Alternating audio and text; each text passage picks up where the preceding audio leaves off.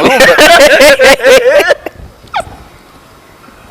nabivuzeho igishegu ni izina ry'imandwa twahoranye mu mitwe. Ndabasuhuje mwe mukurikiye Isoko Nzima TV kandi mbifurije imigisha ituruka ku Mana ndetse n'umunsi mwiza, muze kunogerwa rwose muri byose. Reka rero ngaruke ku nkuru ikomeye cyane, inkuru idasanzwe.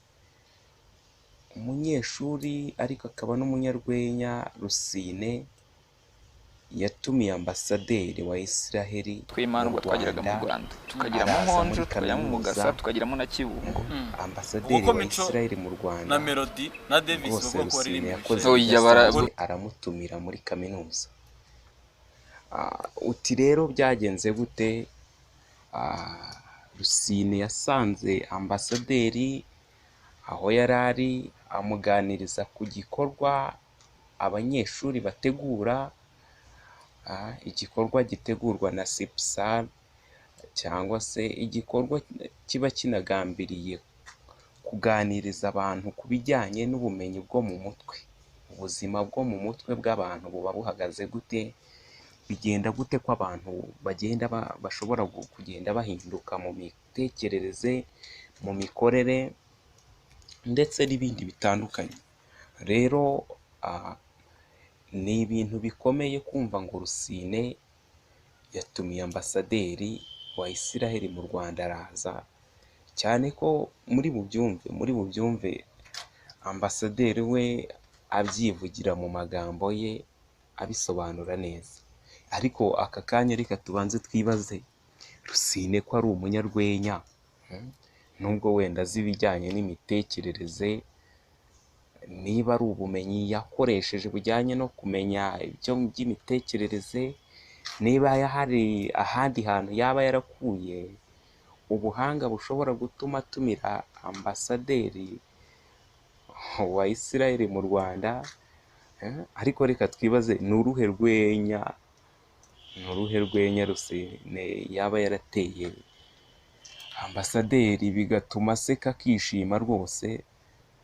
Biratangaje. Wasanga Rusine ashobora kuba agiye no kubona n'akazi ko kujya asetsa ambasaderi wa Israel mu Rwanda. Byaba ari ibintu bishimishije, ntabwo ari ibintu bisanzwe. Rero Rusine yakoze agashya, niba twavuga ko agiye guhita yimukira muri politike noneho urwenya akarureka, ntabwo tubizi. Rusine buriya yaradutunguye. Rusine yatunguye abantu benshi, kandi gutumira ambasaderi ntabwo ari ibintu bipfa guhanuka aho ngaho ngo biraje ngo ugiye kwa ambasaderi. Urinde utinyuka gukandagira ku biro bya ambasaderi.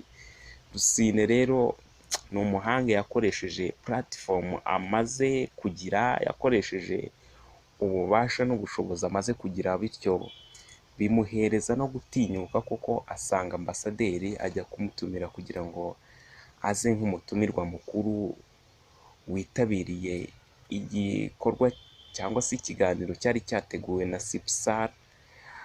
Nk'uko nabibabwiye, ni umuryango w'abanyeshuri ushinzwe cyangwa se wita cyane ku bijyanye n'ibibazo byo mu mutwe, kuganiriza abantu bakamenya imikorere y'ubwonko bwabo, uburyo bagenda bahinduka. Buri muntu aba akeneye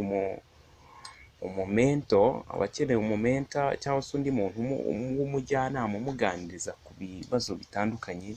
Uba ugomba kugira umujyanama rwose ushobora kubwira buri kimwe cyose. Rusine rero akaba yaraje gukora igikorwa gikomeye cyo kujya gutumira ambasaderi wa Israel mu Rwanda. Yaraje rwose hano muri kaminuza y'u Rwanda, araza nakirwa na principal wari wakiriye ambasaderi mu mwanya wa vice chancellor, aho yavuze ko yakabaye yiyiziye ariko kubera izindi nshingano atabashije kuboneka.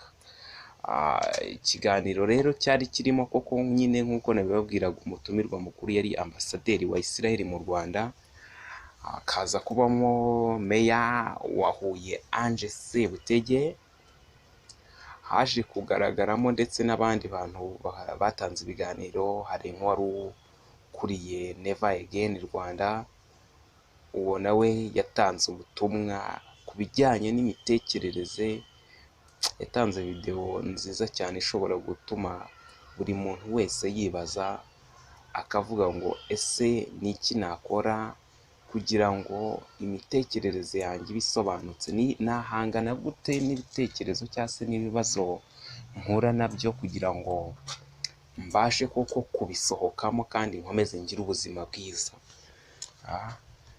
Ibyo rero ni ibintu bikomeye cyane, buri muntu wese aba akeneye kugira, cyane ko buriya ntago ari ibisanzwe. Ariko kandi reka twongere tugaruke no ku musizi Rumaga nawe waje kugaragara muri iki kiganiro cyari cyateguwe n'ubundi na Sipsal. Rumaga rero akaba yaratanze ubutumwa nawe avuga ati nuramuka ubonye umuntu yahindutse ntukavuge ngo uriya ngo nuriya twari tuzi, oya, ahubwo ujye ubanza umenye ngo ese ni iki kibimutera, ubundi umwegere umufashe. Burya iyo wamenye ikintu gifite ingaruka ku buzima bw'umuntu kibi, iyo wakimenye ugerageza uburyo unaganiriza uwo muntu koko kandi akaza kuba amera neza. Ngo ibuye ryagaragaye ntago riba rikishe isuka. Kandi niba umuntu ari gukora ikintu kibi, ngo aho kwica gitera wakwica ikibimutera. Ubwo rero uramuganiriza koko ukabanza ukamenya ikibazo afite muri rusange, ubundi ukabona kumuganiriza noneho ugira ngo umwomore icyo gikomere koko afite ku mutima. Ni ku mutima ariko kenshi ni mu bwonko, ni mu mitekerereze. Ariko kandi na biriya bibazo byo mu mutwe bigira n'ingaruka ku buzima bw'umuntu, cyane nk'umutima. Umutima nawo umuntu ashobora kugira ibibazo byo mu mutwe, yarangiza agahita arwara n'indwara z'umutima ndetse n'izindi ndwara zitandukanye byaturutse ku mitekerereze cyangwa kubera ibyo bibazo. Rero ni ibintu by'agaciro. kandi reka twongere tunagaruke kuri Rusine nanone. Rusine waje gukora igikorwa gikomeye rwose. Twakwibaza niba agiye kujya muri politike, niba yabonye akazi ko kujya asetsa ambasaderi, niba bagiye kuzamwohereza muri Israel akajya asetsa nka minisitiri w'intebe wabo, Bennett, niba ashobora kumutumizaho vuba akajya ajya kumusetsa. Ntago mbizi. Rusine buriya yafunguye amarembo atandukanye, ariko yanayafunguriye abandi banyeshuri kugira ngo nabo batinyuke bategura ibindi bikorwa kandi batumiza abayobozi koko bashobora kubagirira akamaro muri ibyo biganiro baba bateguye cyangwa se ibyo bikorwa bitandukanye bateguye. Rero navuga nti rwose Rusine, congratulation, wakoze ibintu bikomeye cyane, kandi ukomeze n'ubundi utere imbere mu byo ukora, ufungura amarembo yawe, ariko kandi unasobanurire n'abandi banyeshuri nabo ibyo bakora, n'abandi bantu muri rusange bagira inama. Ni gute ushobora kwegera umuntu ukomeye cyane nk'uriya nka ambasaderi? Wamwegera gute? Ni ayahe magambo wakoresha? Ni ubuhe buryo wabigenzamo? Ni gute wamwiyegereza koko akemera nk'ubutumire bwawe, cyangwa se akumva n'ikindi kibazo cyawe waba umushyiriye? Bityo rero Rusine yakoze ikintu gikomeye cyane.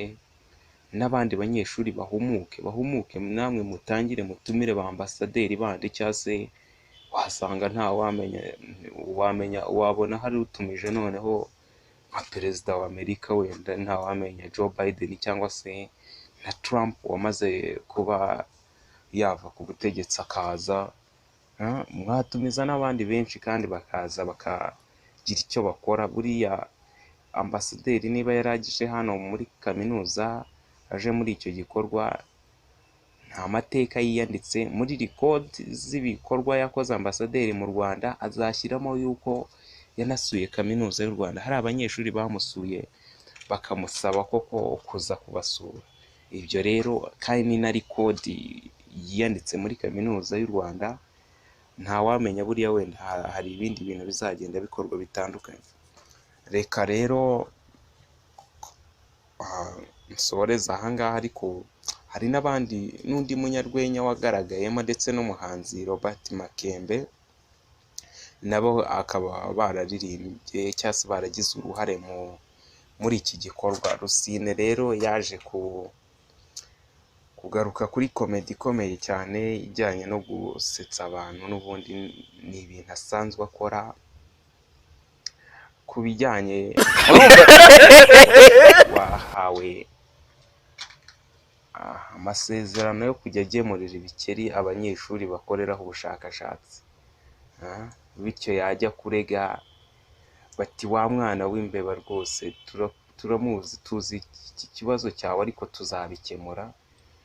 Nk'aho bavuze bati wa muntu tugemurira imbeba tuzi ikibazo cye, bati wa mwana w'imbeba rwose tuzamukemurira ikibazo cye.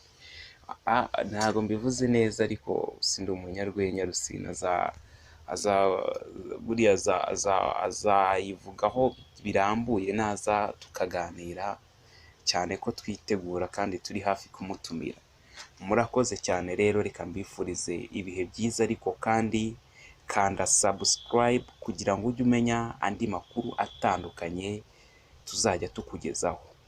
Mbahaye kandi mbifurije umunsi mwiza n'imigisha ikomoka ku Mana ikomeze ibane namwe. Murakoze cyane. Ni Isoko Nzima TV, ni isoko koko nzima, ni isoko ushobora gusangaho ibintu bizima bisobanutse. Murakoze cyane. Ciao ciao.